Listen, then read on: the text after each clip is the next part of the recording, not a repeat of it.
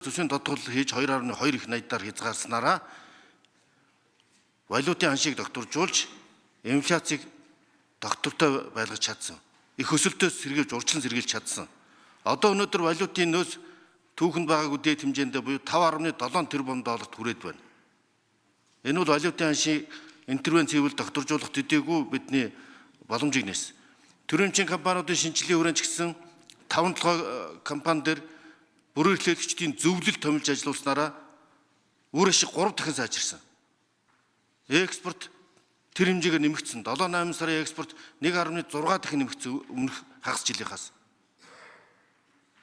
Биржийн арилжаа 40-60% нь бүтлгүй болдог бараг зогссон байсан бол биржийн арилжаа сэргсэн. Үнийг 13-аас 17% нэмэгдүүлж чадсан. Ийм бодит үр дүнгууд гарсан учраас эдийн засаг дахь өсөлт докторжиж 5.7% эдийн засгийн өсөлт хүрээд байна.